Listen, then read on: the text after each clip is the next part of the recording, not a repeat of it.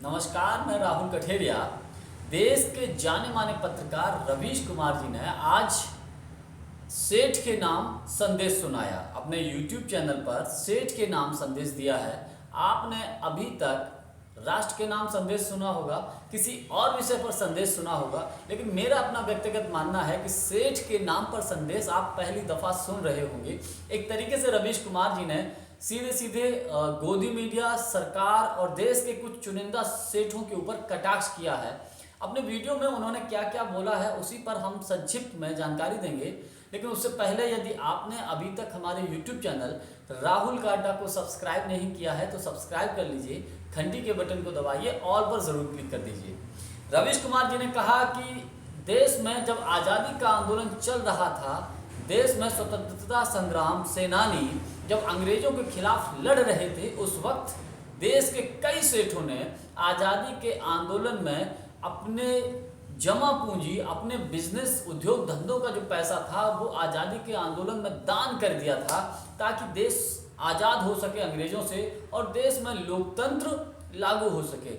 लेकिन दूसरी तरफ उन्होंने ये भी कहा कि आज आज़ाद भारत में कुछ सेठ ऐसे हैं कि देश में अभिव्यक्ति की आज़ादी और लोकतंत्र को कुचलने वाले लोगों के साथ मिलकर काम कर रहे हैं।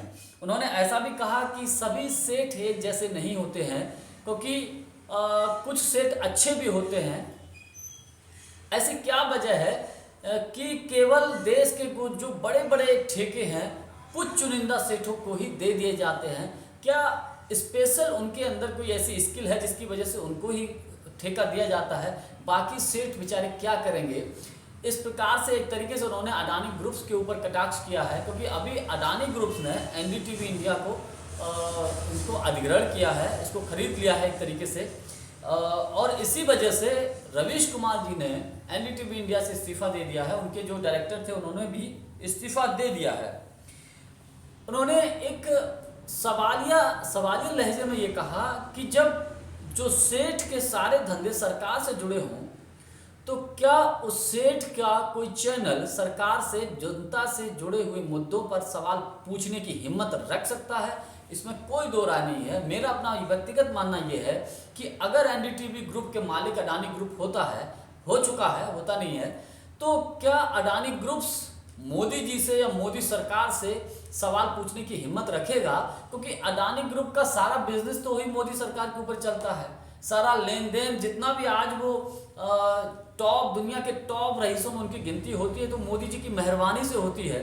तो क्या उनमें इतनी हिम्मत होगी कि अपने पत्रकारों के माध्यम से मोदी जी से सवाल जवाब करा सकें? मुझे इसमें शक है। दूसरा, उन्होंने ये भी कहा कि गोदी मीडिया किस प्रकार से जनता को मुद्दों से भटकाने का काम करेगा।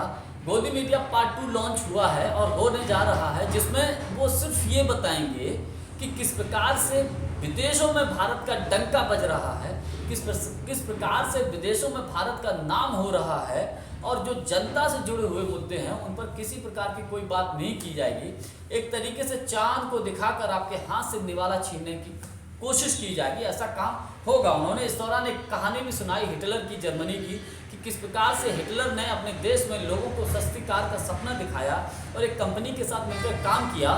फिर उस दौरान हिटलर की पार्टी ने एक बचत योजना लागू की जिसमें जर्मनी के 3 लाख लोगों ने अपना पैसा लगा दिया।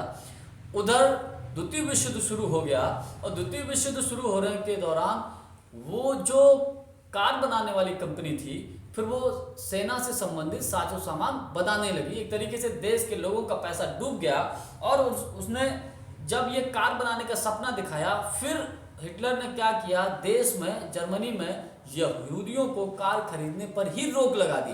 एक तरीके से लोगों को सस्ता कार खरीदने का सपना दिखाया और दूसरी तरफ देश की, जर्मनी की बड़ी आबादी को कार खरीदने पर ही रोक लगा दी।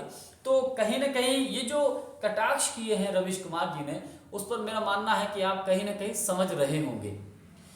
जानकारी यदि आपको हमारी अच्छी लगी हो तो हमारे वीडियो को लाइक, शेयर और चैनल को सब्सक्राइब जरूर कर दीजिएगा। बहुत बहुत धन्यवाद। नमस्कार।